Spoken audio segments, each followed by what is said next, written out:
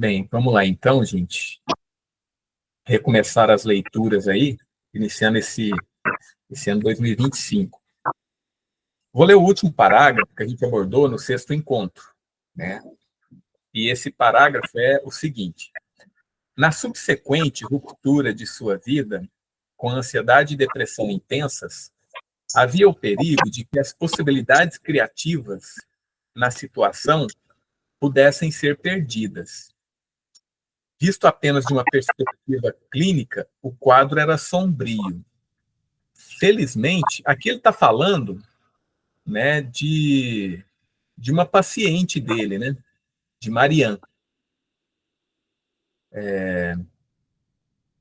Aí ele está falando do resultado, do final da terapia, né?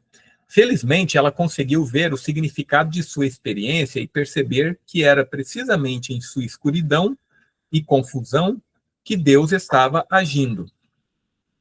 Ela percebeu a verdade da afirmação: uma alma aflita está próxima de Deus. Rita, você pode fechar o microfone, por favor? Isso. Obrigado. Então, uma alma aflita está próxima de Deus. O significado dos eventos que estavam ocorrendo dentro dela ficou claro.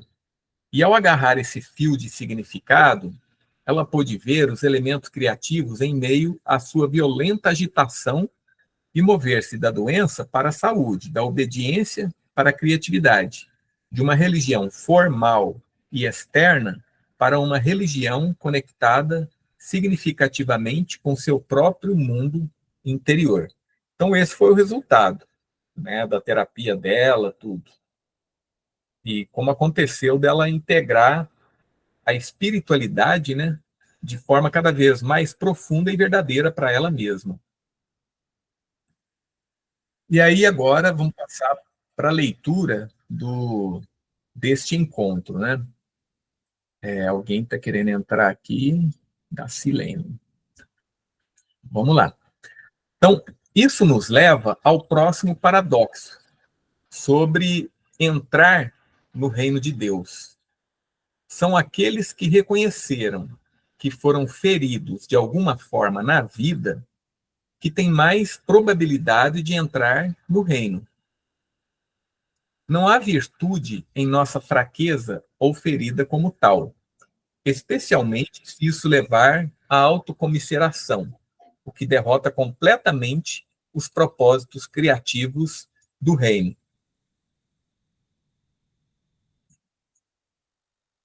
Mas apenas uma pessoa que reconheceu sua própria necessidade, mesmo o desespero, está pronta para o reino. Aqueles que se sentem autossuficientes, aqueles que a vida sustentou em sua orientação unilateral, permanecem presos em sua egocentricidade. Então aqui entraram dois aí para o nosso encontro. Boa noite, gente. Então a gente começou aqui o sétimo parágrafo, aliás, o primeiro parágrafo do nosso sétimo encontro. E aqui a gente pode ver, né, como Sanford está falando, aqueles que são feridos de alguma forma, na parte que eu destaquei, né, é que tem maior probabilidade de entrar no reino, né? Não há virtude em nossa fraqueza ou ferida como tal, né? Não há virtude, mas por outro lado, essa fraqueza ou ferida forma uma espécie de vazio em nós, que é onde Deus pode entrar. E aí ele está falando, né? Apenas uma pessoa que reconheceu sua própria necessidade, mesmo o desespero, está pronta para o reino. Quer dizer, aquela pessoa que está desesperada, né? E percebe o quanto a humanidade também sofre com tudo isso. E aí ele passa por uma série de provações, né? Ele se exercita no yoga, ele priva o corpo dele de alimento, ele se torna um asceta, né? Ele peregrina por várias filosofias, religiões, tal. Ele sai em busca, né?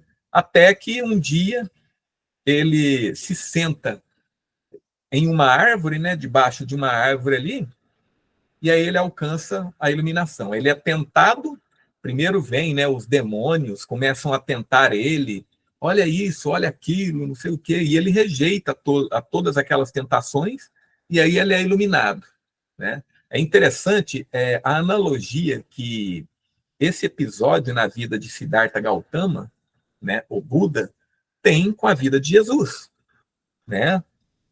Que Jesus também foi tentado, né, no deserto, né? E aí ele primeiro é batizado, é tentado no deserto e depois disso é que ele passa a executar o ministério dele, né? Fazendo os milagres, ensinando e tudo mais. Até a tentação do deserto ele não faz isso. E a mesma coisa acontece com o Buda. Depois dessa iluminação debaixo da árvore Bodhi, né, é que ele começa o ministério dele também. Ele alcança a iluminação e ele passa a ensinar como sair do sofrimento e alcançar o nirvana, né? Então, o nirvana é a iluminação, é onde a pessoa se livra dos opostos na vida dela. E eu diria que é como se fosse um reino dos céus, né? É o reino dos céus, né? Só que a gente aqui ocidentais, do lado de cá do mundo, né, a gente chama do reino de Deus, né? E lá eles chamam de nirvana. Nem isso, nem aquilo, né? Nirvana quer dizer livre dos opostos. Mas vamos continuar aqui.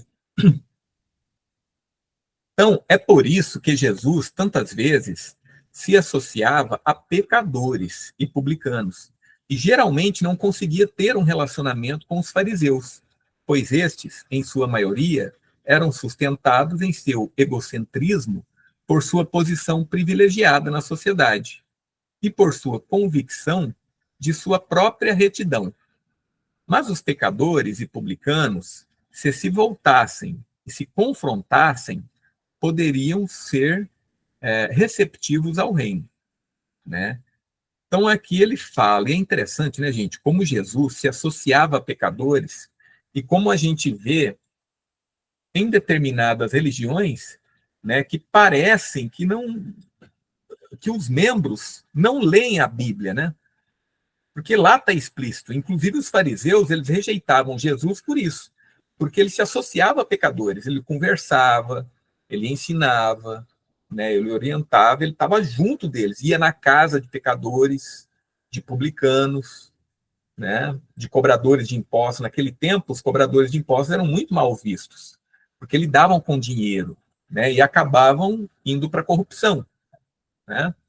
Mas Jesus não, ele se associava e não estava nem aí, né? E ele falava, inclusive, que quem precisava de médico eram os doentes, né?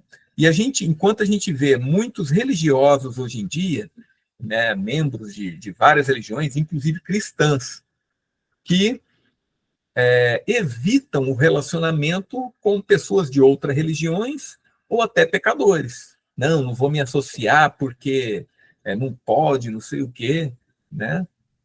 Mas Jesus deixa, né, um ensinamento contrário a isso. E ele, inclusive, critica muitos publicanos, né, aliás, os fariseus, né, fariseus, saduceus, por eles serem hipócritas. Eles ensinam uma coisa, mas agem de modo oposto. Aí, continuando, né? Esse paradoxo do reino é expresso na parábola da festa de casamento, na qual o reino de Deus é comparado ao rei que deu uma festa de casamento em homenagem ao seu filho. Primeiro, ele convidou aqueles que eram os membros mais respeitados da comunidade, mas todos estavam ocupados demais com outras coisas, muitos envolvidos em seus próprios assuntos, e não atenderam ao convite do rei. Finalmente, o rei ficou irritado e declarou: o casamento está preparado, mas os convidados não eram dignos. E depois, as encruzilhadas dos caminhos, e a todos convidai para as bodas. Isso está em Mateus. Na versão de Lucas, é declarado ainda mais fortemente. Então, o dono da casa, indignado, disse ao seu servo: saia rapidamente pelas ruas e becos da cidade e traga para cá os pobres, os aleijados, os cegos e os coxos. Vá para as estradas abertas e as sebes e force as pessoas a entrar para garantir que minha casa fique cheia. Né? Isso aí está em Lucas. Então, precisamente aqueles que parecem menos adequados ao reino são os que acabam entrando nele. Aqueles que são forçados pela vida a reconhecerem em si mesmos que são psicologicamente aleijados, mutilados ou cegos, podem ser compelidos a participar do grande banquete. No entanto, aqueles que estão convencidos de que são autossuficientes não entram, porque permanecem presos em sua unilateralidade. O que, né, ele está querendo dizer aqui com unilateralidade, né? É aquelas pessoas que vão para um lado só, né? São aquelas pessoas que não percebem a sombra dentro de si. Elas só querem saber que elas são boas, só veem o lado bom de si mesmas. Elas não têm uma visão verídica, clara, né, de si mesmas. Elas não veem que possuem defeitos, que são aleijadas, né? Porque aquelas pessoas que são que só veem o seu lado bom, né, que são gananciosas, são orgulhosas de si mesmas, é como se elas fossem aleijadas, né, gente? Por quê? Porque elas não têm o lado sombrio, elas não veem o lado sombrio. Elas estão mutiladas, porque elas só querem um lado, né, de si mesmas. Né? E querendo apenas um lado, elas são unilaterais. Né? Um lado só. Né? As pessoas que aqui ele chama de psicologicamente aleijados, mutilados ou cegos, né, podem ser compelidas a participar do grande banquete.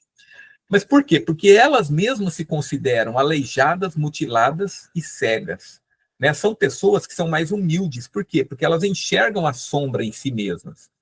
Mas, na verdade, se for ver, quem na verdade é aleijado e mutilado são as pessoas unilaterais que só veem um lado de si mesmas. Né? Não veem os dois lados, não veem. Elas só veem a parte consciente. Não percebem o inconsciente.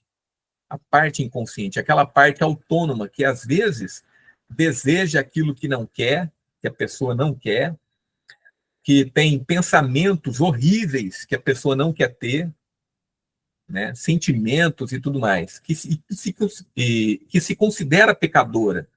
Né? Então, essas pessoas, elas se consideram aleijadas, mutiladas e cegas, mas, na verdade, elas são mais completas, né, do que aquelas que só querem ver o lado bom. Então, continuando, né, mesmo assim, existem perigos e exigências, e nem todos chamados para um banquete pertencem ao reino. Um homem veio sem uma vestimenta nupcial e foi lançado nas trevas exteriores. Então é assim, nesse conto, nessa parábola de Jesus, né, um homem vai sem a vestimenta. Todos ali estão com a vestimenta adequada para o casamento. Né? O servo foi lá e vestiu eles. Né? Ou recomendou que eles se vestissem para essa cerimônia. E eles humildemente obedeceram e foram. Né? São pessoas humildes. No entanto, esse homem, que parece orgulhoso, né? Ele não vem com a vestimenta para o casamento, com a vestimenta apropriada. E aí ele é lançado nas trevas exteriores. Segundo K.C. Pillai, em seu pequeno livro Luz através de uma janela oriental, era costume no Oriente Antigo que um nobre que convidasse alguém para sua casa, para uma ocasião especial, enviasse com seu mensageiro uma vestimenta especial a ser usada pelo convidado. Usar esta vestimenta era tanto uma honra quanto uma insígnia de proteção para a pessoa enquanto viajava em direção à corte. Chegar sem a vestimenta era o auge da negligência e da grosseria. Da mesma forma, se chegarmos ao reino tendo negligenciado de maneira descuidada e grosseira reconhecer o autor divino do banquete, somos lançados nas trevas exteriores, ou seja, somos banidos para o reino do inconsciente. Quer dizer, olha só, o servo, né, nesse costume oriental aí, o servo ele já leva a vestimenta para a pessoa vestir e se preparar para comparecer ao casamento. Né? E a gente vê que esse servo ele não leva essa vestimenta, provavelmente, né, orgulhoso e tudo mais, ou por desconsiderar, negligência, não dar importância para aquilo que ocorrer, né? E aí o que ocorre? Ele é lançado nas trevas. Aqui, gente, ocorre como uma consequência. A pessoa não veste as vestes e aí é lançado nas trevas. Mas, na verdade, a gente pode pensar isso como, assim, ora, a pessoa ela não dá importância, né, para o reino dos céus, né, para as núpcias, né, o casamento dos opostos. Mais tarde a gente vai ver esse casamento que é, né? Porque quando a gente percebe algo no nosso inconsciente, quando a gente admite o quanto nós somos maus, começa uma aproximação do nosso eu, do nosso ego, dos conteúdos do inconsciente. Né? Ocorre uma aproximação. Então, aquela brecha que ocorria entre nossa consciência e o inconsciente, ela se torna, como é que eu vou dizer assim, mais tênue. Né? Ela não é tão grosseira, ela não separa mais, né, o consciente do inconsciente, como separava antes. Né? Então, o consciente e o inconsciente se aproximam, e mais tarde poderá haver um casamento, né? Quer dizer, uma união dessa oposição. Né? E é isso que essa parábola está retratando aí. Né? E muitos não podem comparecer a esse casamento interno, né? Porque não são dignos. Eles não se vestem de forma apropriada, né? Eles não vestem a camisa, não assumem aquilo que está ocorrendo, né? O convite e tudo mais. Para muitas pessoas, essa punição impiedosa parece cruel, ser jogado nas trevas exteriores, né? Mas devemos lembrar que não há sentimentalismo no reino do céu, de Deus, né? O cristianismo é uma religião de sentimentos. Deve envolver profundamente nossas emoções, assim como nossa inteligência, ou não será real. Mas não é uma religião sentimental. E a sentimentalização do aspecto emocional do cristianismo tem sido um desastre para o espírito cristão. Aqui ele está falando, né, da diferença entre sentimentalismo e sentimento. Sentimento é uma coisa, sentimentalismo é outro. No reino de Deus, continuando, né, lidamos com fatos espirituais difíceis e não há espaço para sentimentalismo. Se pularmos de um penhasco, podemos nos matar ou quebrar uma perna. Isso é um fato físico. E não temos o direito de esperar que Deus interfira em nosso destino se desrespeitarmos os fatos físicos de sua criação. Mas existem fatos espirituais que são tão objetivos e reais quanto fatos físicos. Um desses fatos é que, se chegarmos ao reino de Deus e agirmos inconscientemente, desprezando as coisas do mundo interior, podemos esperar ser tratados impiedosamente pelo inconsciente, pois em nossa recusa em tornar-se consciente, desrespeitamos os fatos espirituais da criação. E olha só, aí somos lançados nas trevas exteriores, né? Quer dizer, para fora, né? Um paralelo com a parábola da festa de casamento pode ser observado na orientação. Poucas pessoas procuram orientação que não sejam impelidas por alguma lesão. Outros, que podem manter a ilusão de autossuficiência, evitarão o contato com o mundo interior. Eles estão muito contentes e absorvidos com coisas exteriores, para prestar atenção às coisas interiores. Mas aqueles que primeiro vêm ao mundo interior porque são forçados a fazê-lo, muitas vezes permanecem para desfrutar do banquete. Embora inicialmente motivados por alguma lesão ou fracasso na vida, né, por alguma ferida ou fracasso, eles podem, por meio de seu contato com o mundo interior, não apenas ser curados, mas também encontrar as fontes de uma vida criativa. E as fontes de uma vida criativa é o quê? É o reino de Deus, né? É por causa da natureza exigente do reino que nossa entrada nele frequentemente nos coloca em uma crise. Como vimos, toda pessoa antiga e todas as antigas atitudes são desafiadas pelo reino. Nossa resposta a esse desafio é crucial e determina se iremos pelo caminho da criatividade ou pelo caminho da inconsciência. Aqui ele chama criatividade é o quê? Né? Você ir pelo caminho da individuação, de você se tornar um indivíduo. E criatividade aqui tem a ver com o inconsciente, né? Porque o criativo vem do inconsciente, não vem da nossa consciência. A gente não inventa nada que venha só da parte consciente, gente. Que a gente possa raciocinar por nós mesmos. Nada vem daí. Né? Podem crer que tudo o que é criativo, né, que cria alguma coisa, que transforma, vem do inconsciente. Né? Agora ele fala aqui, né? Nossa resposta a esse desafio é crucial e determina se iremos pelo caminho da criatividade, quer dizer, a gente tornar consciente o que é inconsciente, ou pelo caminho da inconsciência, que são aquelas pessoas que não se tornam conscientes, né? Pelo contrário, por exemplo, a pessoa que vai pelo lado das drogas, ela está indo pelo lado da inconsciência, ela está se tornando cada vez mais inconsciente, né? Como ela vai alcançar, né, o reino de Deus? Então, esta é a crise do ego, um tempo de julgamento, mas também de oportunidade.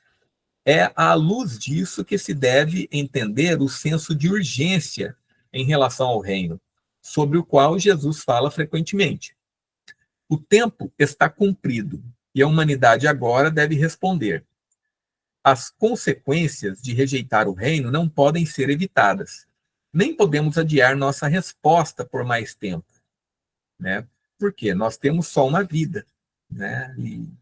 E muita coisa, gente, né? Principalmente alcançar o reino de Deus, isso é o trabalho de uma vida, né? A gente fazer o caminho da individuação, nós nos tornarmos aquilo que estamos destinados a ser, né? Que é alcançar o reino.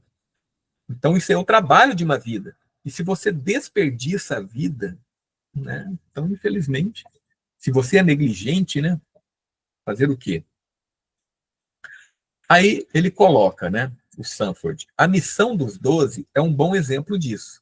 Aqui, Jesus envia seus discípulos para espalhar a palavra do reino e os capacita com autoridade sobre espíritos imundos para expulsá-los e curar todo tipo de doenças e enfermidades. Isso está em Mateus, Lucas e Marcos. A posse desse poder pelos discípulos mostra que eles haviam, pelo menos em alguma medida, sido iniciados nos mistérios do reino. No Evangelho de Mateus, esta missão é inicialmente apenas para as ovelhas perdidas da casa de Israel. O povo de Israel, como os portadores históricos da relação direta com Deus, é o primeiro a ser apresentado ao reino como uma realidade iminente e interna.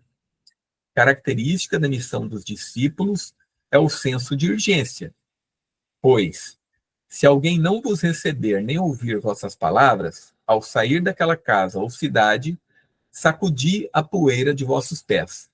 Em verdade vos digo, no dia do juízo, a terra de Sodoma e Gomorra será tratada com menos rigor do que aquela cidade.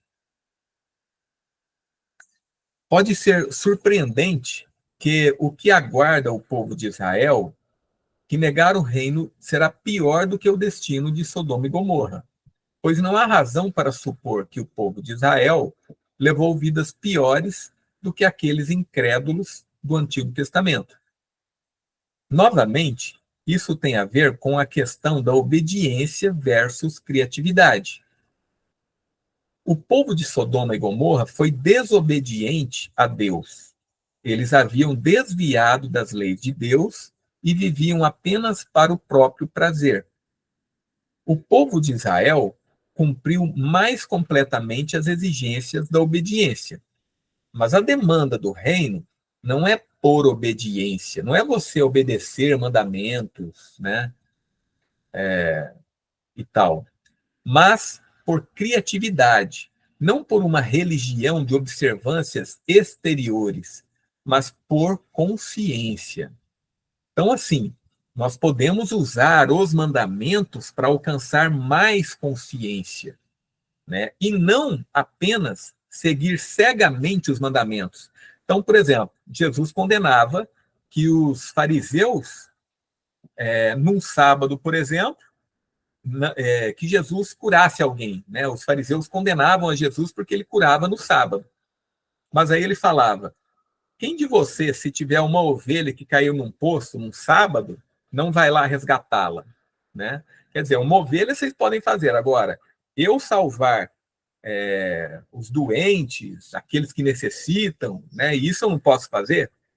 Então ele mostrava, ele deixava explícito essa contradição, né? Os fariseus estavam tão cegos em seguir o regulamento, seguir as leis de Deus, né?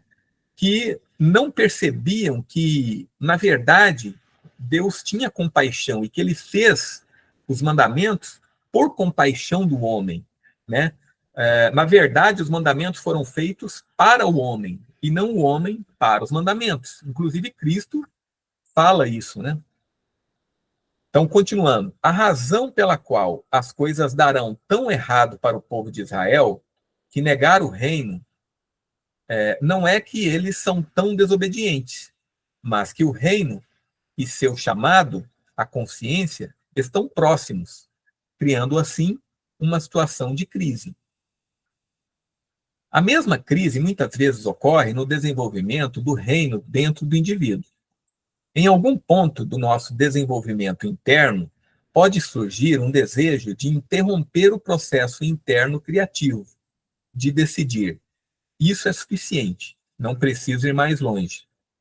Muitas vezes, então, inicia-se um período de escuridão e confusão, pior do que o primeiro.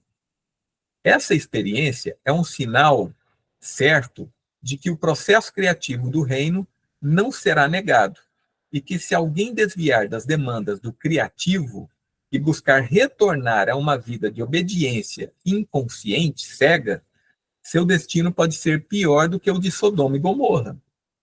Deus pode ser mais severo com aqueles que estão próximos a ele do que com aqueles que nunca o conheceram, precisamente porque podem alcançar algo criativo, né?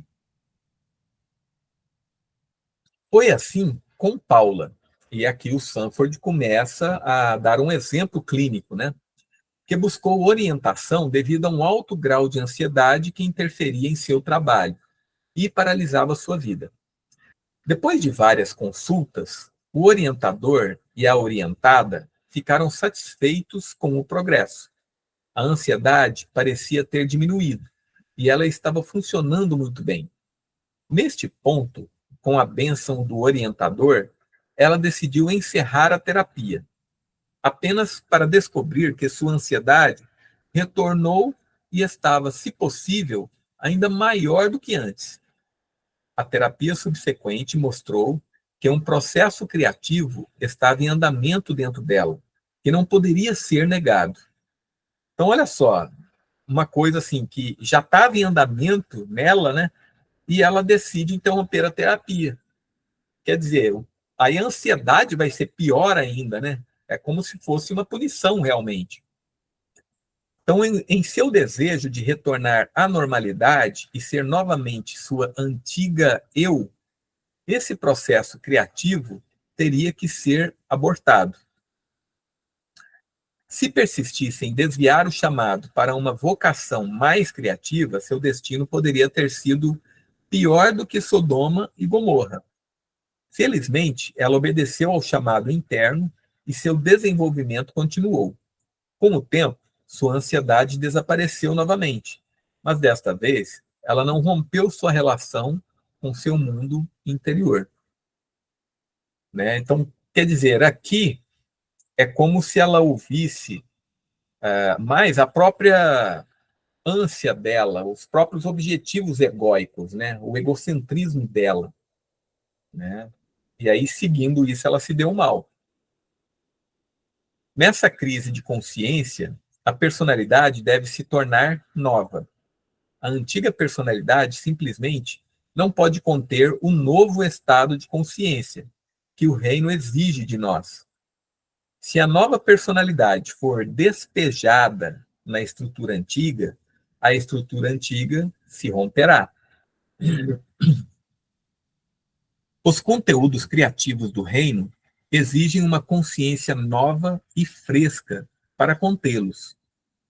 Muitas pessoas procuraram se apegar por muito tempo à personalidade antiga e, sob o impacto do reino, desintegraram-se, pois o reino é um vinho novo, e o vinho novo da consciência exige uma nova pele para contê-lo.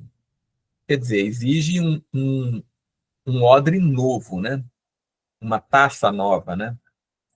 Ninguém põe remendo de pano novo em vestido velho. Uma parábola de Cristo aqui, né? Porque o remendo repuxa o vestido e fica ainda maior a rasgadura.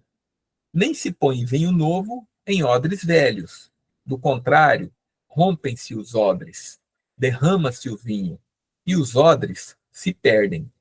Mas vinho novo se põe em odres novos, e ambos se conservam. O odre, se não me engano, é um recipiente para vinho que é de couro, né? Eu acho que é de couro. Então, assim, quando ele fica mais antigo e você coloca um vinho novo ali, ele não aguenta, né? É por causa da natureza, trazendo crise do reino, que ele tem o poder de trazer uma tempestade para as nossas vidas. Né? Como no caso de Marianne, que sonhou que foi lançada ao mar, o ego pode ser arremessado para a vida turbulenta do inconsciente, com todos os seus conflitos e exigências. Essa Marianne aqui tá na aula anterior, tá, gente? Na leitura anterior que a gente fez. Quando isso acontece, né, o ego pode ser arremessado para a vida turbulenta do inconsciente, com todos os seus conflitos e exigências. Quando isso acontece, um ingrediente chamado fé é de crucial importância, pois com esse ingrediente se descobre que a tempestade não é caótica, mas está sob o controle do poder superior do Filho do Homem. A tempestade é realmente grande, mas o poder de Deus é maior. E todos os eventos turbulentos estão sob sua autoridade à medida que ele se estabelece na alma. Nossos sonhos frequentemente são preenchidos com a imagem da tempestade. Podemos estar em um oceano tempestuoso ou dirigindo em direção a uma grande nuvem negra, ou abalados por um terremoto iminente, ou expostos a um vento forte e chuva. Nesse tempo de tempestade, a fé é essencial, mas esta não é uma fé intelectual, que consiste em dar assentimento a doutrinas de credo. Quer dizer, essa fé intelectual que o Sanford está falando aqui é aquilo que eu chamo de crença, né? Na verdade, a fé é uma atitude interna, um comprometimento com o caminho interior, independentemente do que vier, uma determinação em conhecer aquele que está no centro do conflito, né? Porque assim, aquilo que está no centro do conflito, né, gente, é o si mesmo, né? É Deus, que é o centro de tudo, o centro da personalidade. O próprio Jung dizia que que os pacientes, que as pessoas precisam passar por conflitos para conhecer aquilo que as sustenta quando elas não podem se sustentar. Quer dizer, o que é que sustenta a gente quando a gente está num conflito muito grande, num sofrimento imenso, né? Quando a pessoa está nesse sofrimento, é que ela descobre aquilo que sustenta ela, e ela vê que não é ela mesma, não é o próprio ego, é outra coisa, né? Muitas vezes a pessoa pode até descobrir e deixar isso bem claro, né? E é inclusive nessas horas que a pessoa vai se lembrar de Deus, né? Aí que ela vai orar ou rezar, conforme for o credo dela. Aí que ela vai em busca. É nesse sentido que a história do apaziguamento da tempestade deve ser compreendida, que está em Lucas, né? Essa tempestade, que pode ser entendida de maneira semelhante a um sonho, começa com nosso Senhor dizendo aos discípulos: vamos atravessar para o outro lado do lago. Aqui está a imagem da jornada pelo mar, a travessia das águas do inconsciente, para outra fase da jornada. Como diz um antigo livro de sabedoria chinês, é proveitoso atravessar as grandes águas. Na verdade, gente, o chat GPT traduziu errado isso aqui. No I Ching, que é onde está escrito isso, ele diz o seguinte, né? É proveitoso atravessar a grande água, né? Está no singular e não no plural, né? E é legal ele falar isso aqui, né? Atravessar a grande água, quer dizer, o inconsciente, né? Tipicamente, uma passagem assim é tempestuosa. E nesta história, a tempestade realmente vem. E o pequeno barco dos discípulos, seu ponto de vista egoísta, é jogado de um lado para o outro nas águas turbulentas. Aterrorizados, eles acordam o mestre. Mestre, mestre, estamos afundando. Este é o medo mais profundo do ego, que ele se afogará no inconsciente, será dominado e extinto. Muitas pessoas ficam tão desanimadas que abandonam a jornada inteiramente neste ponto. Voltam para a segurança e se afogam de puro medo. Apenas a fé pode nos dar a força para perseverar através das dificuldades da tempestade, né?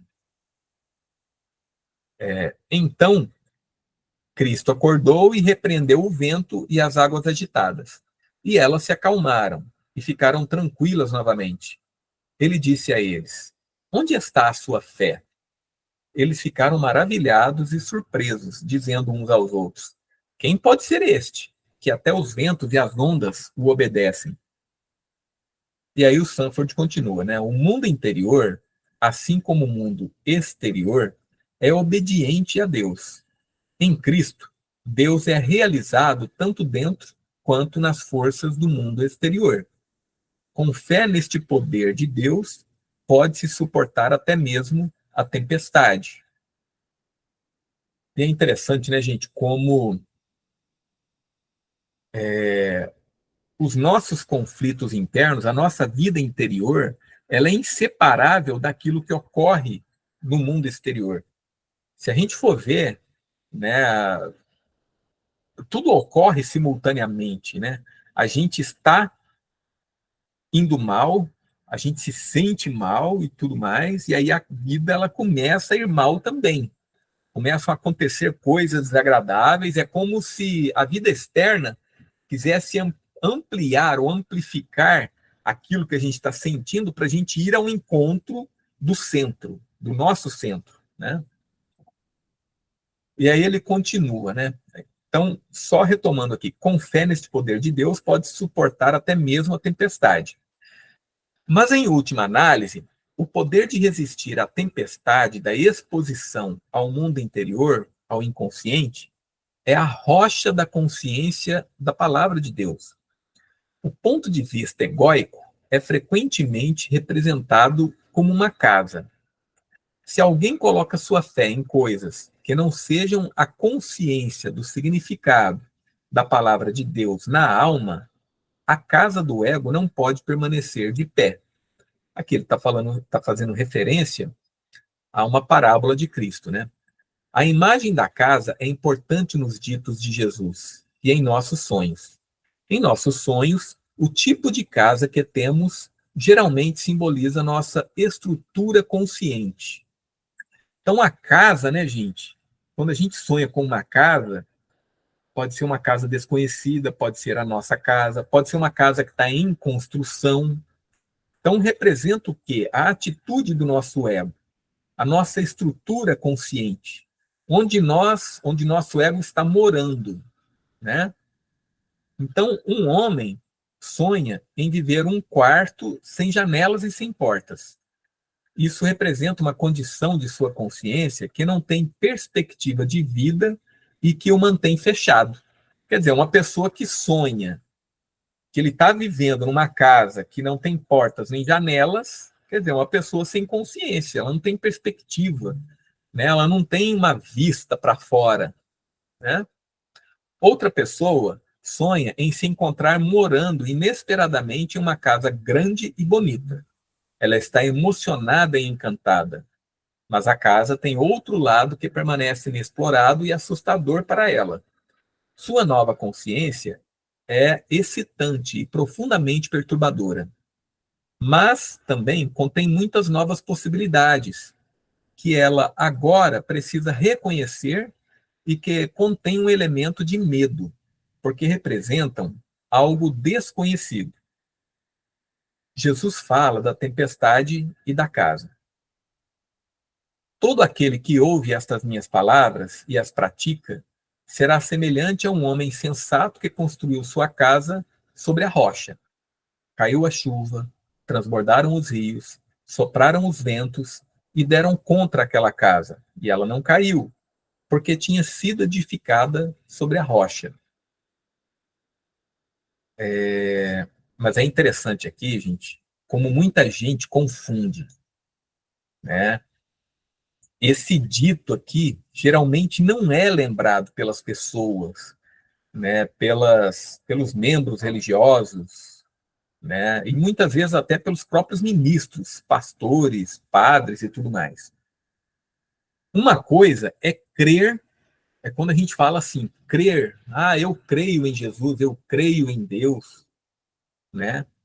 Uma coisa é crer, outra coisa é você crer e executar, né, os mandamentos, você seguir aquilo que Jesus recomendava, né? Que ele fala aqui, né? Aquele que ouve estas minhas palavras e as pratica, né? Então a maioria fala em crer, eu creio nisso, creio naquilo, e acha que acreditar que, por exemplo, que Cristo foi crucificado, eu acredito nisso e tal, mas Cristo, ele está falando aqui, quando ele fala de crer, né, a pessoa que ouve as palavras e as pratica. Então, assim, eu pessoalmente, né, alguém aí pode discordar e a gente pode até conversar aí após a gente fazer essa leitura. Então, as pessoas podem acreditar que elas crendo e aí serem batizadas, elas são salvas. Mas não é, né? Não é isso. Eu acredito pessoalmente que as pessoas que praticam os ensinos de Jesus, mesmo nunca tendo recebido os ensinamentos dele, nunca tendo ouvido falar de Jesus, mas praticam as palavras dele, né? Tem uma prática na vida dele totalmente espiritual, assim como a gente vê em outras religiões, né? Eu acredito que essa pessoa ela está seguindo Cristo, né? A gente não pode dizer que ela não chama aquilo de Cristo. Esses ensinamentos foi não foram Cristo, claro, né? Não foram Cristo que me ensinou, mas eu sigo, né? Ora, então quer dizer ela não está seguindo Cristo, porque ela não deu o nome de Cristo àqueles ensinamentos, né? Não foi Cristo que falou aqueles ensinamentos, mas ela segue. Então essa pessoa não será salva, né? E a gente vendo o reino do céu, o reino de Deus, né, como um estado de consciência que, é claro, para a nossa alma pode se transformar em um lugar, né, num paraíso e tal, mas que vem primeiro como estado de consciência, como uma atitude do ego, né? Então, nesse ponto de vista, é que a gente percebe assim o quanto isso é relativo, né? O quanto a misericórdia de Deus alcança também, né, muitas outras pessoas, né, que seguem os ensinamentos dele, embora possa não ter aquele nome, né? Agora, continuando, né? Aqui, a casa permanece em meio à tempestade, porque foi construída sobre a rocha. Essa rocha é a rocha da consciência. Ela vem ouvindo e agindo de acordo com as palavras de Jesus. Isto é, cumprindo as exigências da ética, da consciência e criatividade. É a consciência e a visão espiritual que formam a rocha de Cristo, sobre a qual o reino é fundado, como aparece na história frequentemente mal interpretada da confissão de Pedro no caminho para Cesareia de Filipe. Tá, mas aqui, gente, eu vou dar uma parada, né? E esse parágrafo aqui eu vou ler no nosso próximo encontro. E agora eu vou retornar aqui, eu gostaria de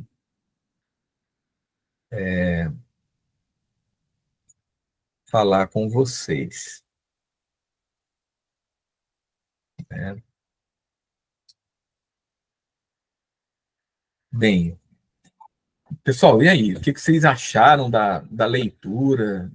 Não sei, se alguém discorda de alguma coisa aí, o que vocês. A gente está aberto. É meio polêmico, né? Isso aí por último que eu apresentei para vocês, né? Charles, eu acho que tem muito fundamento, sim, porque eu já entrei num processo de autoconhecimento, de reforma íntima tempos atrás, e depois eu me vi numa situação em que alguém me falou que tudo era besteira e eu tentei voltar para o que eu era antes, assim, para uma atitude sem a prática do que eu tinha aprendido de reforma íntima, até Uhum. espiritual. E sair agindo da mesma forma, né? E, inclusive, trabalhando com coisas que eram da minha mentalidade anterior, muito voltada para coisas materiais. Eu peguei até livros que eu tinha, material que eu tinha coletado e doei essas coisas, porque eu escutei essa pessoa que me falou que era tudo balela, que era tudo perda de tempo. E eu passou um tempinho, eu entrei em burnout. Então, esse chacoalhão, eu fiquei pior, do Que que antes.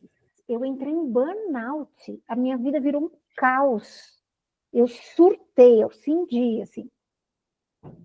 Então, e aí eu fui, eu percebi que eu tinha que voltar para o processo. Então, a partir do momento que você aprendeu alguma coisa, eu acho que você vai ser cobrado na mesma, porque isso é muito maduro, né? Sim. Você querer voltar é muita imaturidade. Então, não faz sentido no processo criativo, não faz sentido você retroceder no processo. Então, foi interessante isso. E outra coisa que me chamou muita atenção do que você leu foi a respeito de eu creio e eu sei. Até o Jung falou por uma pergunta, de uma entrevista que ele deu, né? Sobre isso, né? Você Porque acredita em Deus? Ele falou, não acredito, eu sei, porque ele vivenciou aquilo. Então, eu acho que acreditar é uma coisa e saber, compreender é outra, né? Porque aí você aplica aquilo entrou em você, né? Você tomou consciência daquilo. Então, é interessante, né, que a fé sem ação é uma fé morta mesmo, né? E você vai ser chacoalhado, eu acredito piamente nisso. Você vai ser chacoalhado até você continuar no seu processo. Até você voltar para... não são trilhos, né? Mas maneira de dizer, para os trilhos, né, do processo. Até Exato, voltar para os é uma trilhos. evolução da sua alma. A sua alma mesmo não quer. Apesar do seu ego estar tentando te desviar, a tua alma vem, o self vem e te dá uma, como diz aí no popular, uma chapuletada mesmo, né? Sim. Eu acredito que isso faz sentido, assim, né? Realmente, fui muito feliz aí o Sanford nessas abordagens. Uhum. Nossa, esse exemplo seu, né, é o da Paula, é a mesma coisa, né?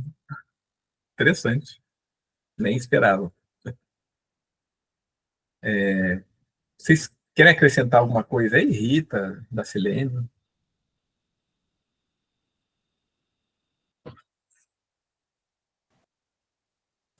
Sei, qualquer coisa. Eu só estou ouvindo e aprendendo. Ah, então beleza. Muito Eu obrigada. também, Tá eu bom, também, ouvindo e aprendendo. tranquilo. Mas, se quiserem participar, se discordarem, a gente está aberto aqui, tá? Eu sou tão aprendiz quanto vocês, tá? Eu só coloco isso aqui porque é uma leitura, assim, que eu achei muito legal, né? Uma leitura, assim, da vida de Jesus, dos ensinamentos dele, né? Que é diferente, né?